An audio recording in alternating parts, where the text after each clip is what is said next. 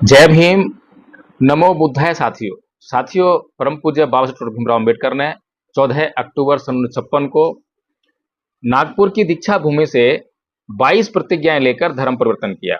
22 प्रतिज्ञाओं में पहली कुछ प्रतिज्ञाओं में पूजा नहीं करने की बात कही गई है कि मैं ब्रह्मा विष्णु महेश को ईश्वर नहीं मानूंगा, उनकी पूजा नहीं करूंगा। और दूसरी तरफ भगवान बुद्ध कहते हैं कि असेवना च बालानंग पंडितानंद च सेवना पूजा च पूजनीयानंग एतंग मंगल मुत्तमंग। यानी कि जो पूजनीय लोग हैं उनकी पूजा जरूर करनी चाहिए, इससे जो है आपका मंगल होता है।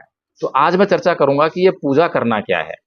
क्या ये पूजा करना जैसे हिंदू लोग पूजा करते हैं या मुस्लिम लोग इबादत करते हैं या जो ईसाई लोग हैं वो प्रेयर करते हैं, क्या उसी तरह की पूजा है बौद्धों में? तो साथियों इसका अगर मैं सटीक जवाब दूं तो इसका उत्तर है नहीं, बिल्कुल भी नहीं।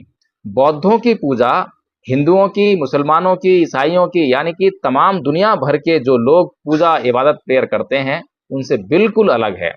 तो ये जो बौद्धों की पूजा है ये कैसी है और जो दूसरे लोगों की पूजा है उसमें क्या फर्क है? तो जो दूसरे लोग पूजा करते हैं वे लोग डीलिंग करते हैं, व्यापार करते हैं, लेन देन करते हैं। वे पूजा जो है इसलिए कर रहे हैं, इबादत इसलिए कर रहे हैं कि उनको जो है उनके ईश्वर ने, उनके अल्लाह ने, उनके गॉड ने यह करने के लिए कहा है कि अगर तुम मेरी इबादत करोगे, मुझ में विश्वास करोगे, मेरी शरण में आओगे तो तुम्हें जन्नत नसीब होगी, तुम्हें स्वर्ग मिलेगा, तुम्हें मोक्ष मिलेगा।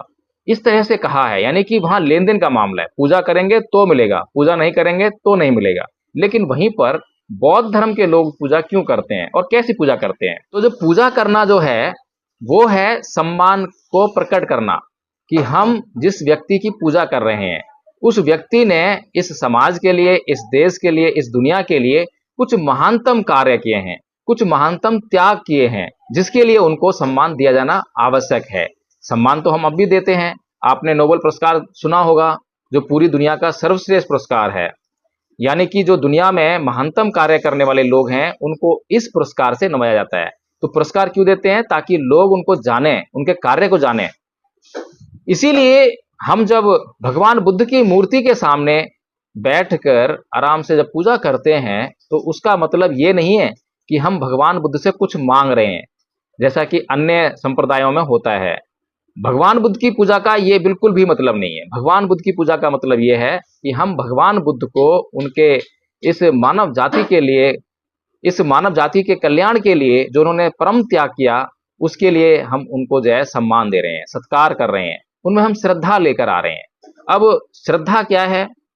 श्रद्धा है कि हमने जो मार्ग भगवान बुद्ध ने बताया है उसकी पूरी जानकारी हासिल कर ली है और हमें पूरा विश्वास हो गया है कि यही एक मार्ग है जिस पर चलकर मनुष्य अपना कल्याण कर सकता है।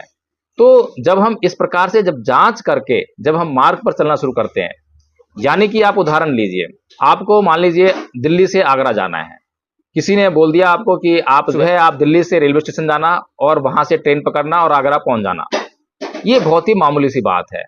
लेकिन अब दिल्ली से ट्रेन पकड़कर आगरा पहुंचने में बहुत सारी मुश्किलें आ सकती हैं, उसकी हमें जानकारी नहीं है। लेकिन अब इतनी सी जानकारी होने मात्र से आदमी को जो है मन में तरह तरह के संदेह आते हैं। कौन से रेलवे स्टेशन पे जाना पड़ेगा, कौन सी ट्रेन पकड़नी पड़ेगी, कितना किराया होगा, कितनी दूरी है, कितना समय लगेगा, क्या खाना साथ में लेके जाना पड़ेगा। ये सब प्रश्नों की चर्चा अगर हम नहीं करते हैं, अगर हम पूरी तरह से प्लानिंग नहीं करते हैं, पूरी जानकारी नहीं लेते हैं, तो हम उस मार्ग पर चलने में कतराएंगे, संदेह रखेंगे, ना नुकर करेंगे। लेकिन अगर हमें सारी एक व्यवस्थित योजना मिल जाए और हम एक अच्छी और व्यवस्थित योजना बना लें, एक एक बात की, और उसको क्रॉस चेक कर लें कि कहीं कोई कमी तो नहीं रह गई है, तो आप आराम से चादर तान कर सोएंगे और सुबह उठेंगे और जिस प्रकार से आपने योजना बनाई थी उस पर काम करना शुरू कर देंगे और आराम से आगरा पहुंच जाएंगे। तो इसलिए जब हम किसी भी मार्ग की, किसी भी बात की अच्छी तरह से जांच कर लेते हैं, सारे संदेह मिटा लेते हैं, तब उसमें हमारी सच्ची श्रद्धा आती है। और ये श्रद्धा ऐसी होती है कि आप फिर पीछे मुड़कर नहीं देखते हैं, न दाएं देखते हैं न बाएं देखते हैं, आप केवल अपने लक्ष्य की तरफ देखते हैं।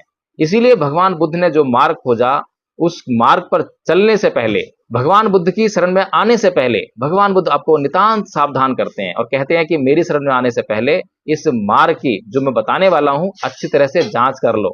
अगर तुम इसकी जांच नहीं करोगे तो मेरे प्रति संदेह रखोगे और जब मैं आपको बता रहा हूंगा तो आप पूरा ध्यान नहीं दोगे। जब ध्यान नहीं दोगे तो उन बातों को समझ नहीं पाओगे, उस मार्ग को नहीं समझ पाओगे, फिर उस पर चलना असंभव हो जाएगा, चल ही नहीं पाओगे। तो इसलिए जब मार्ग पर चलोगे ही नहीं तो आपका कल्याण कैसे होगा। तो साथियों, इसलिए ये जो पूजा है ये बहुत ही इंपॉर्टेंट है। इस पूजा में जो भगवान बुद्ध से हम पूजा कर रहे हैं, भगवान बुद्ध के प्रति हम श्रद्धा लेकर आ रहे हैं, हम उनके प्रति सम्मान प्रकट कर रहे हैं, क्योंकि हमें भगवान बुद्ध में श्रद्धा लेकर आनी है। और जितनी प्रगाढ़ श्रद्धा हम भगवान बुद्ध के भीतर लेकर आएंगे तो उनके मार्ग को जानने में हमें उतनी ही सुविधा होगी।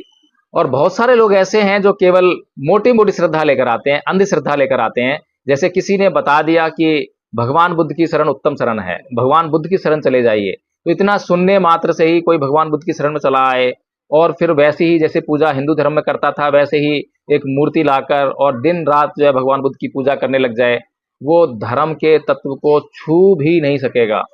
इसीलिए बुद्ध के धम्म को समझने के लिए, अपना कल्याण करने के लिए, क्योंकि भगवान बुद्ध का लक्ष्य है, भगवान बुद्ध के धम्म का लक्ष्य है, भगवान बुद्ध के संघ का लक्ष्य है, आपका कल्याण करना है। इसीलिए आपको सबसे पहले भगवान बुद्ध, धम्म और संघ के भीतर, भिक्षु संघ के भीतर सच्ची श्रद्धा लेकर आनी होगी। अभी हम देखते हैं कि भिक्षु संघ के भीतर हमारी जो श्रद्धा है वो किस प्रकार की है। अभी हम जो श्रद्धा लेकर आ रहे हैं वो केवल जो चीवर में व्यक्ति है उसके ऊपर श्रद्धा लेकर आ रहे हैं, अभी जांच नहीं की है। क्योंकि जांच करने के लिए आपको विनय पिटक पढ़ना पड़ेगा, विनय में भिक्षुओं के लिए क्या नियम है उनको जानना पड़ेगा। अगर आप उन नियमों को जानते ही नहीं है तो जांच कैसे करेंगे। और अगर आपने जांच नहीं की है तो उस चीवर को तो कोई भी उड़ के चला आए, आप तो उसके पीछे चल देंगे, उसकी शरण में चले जाएंगे, तो वो चाहे आपको जो है नरक में ले जाए चाहे स्वर्ग में ले जाए, अब तो आप उसके भरोसे हैं। इसीलिए आपको कभी भी किसी भी व्यक्ति की शरण ग्रहण करने से पहले, किसी भी व्यक्ति का आदर सत्कार करने से पहले उसकी समुचित प्रकार से जांच परख कर लेनी चाहिए। तो साथियों, इस वीडियो में इतना ही।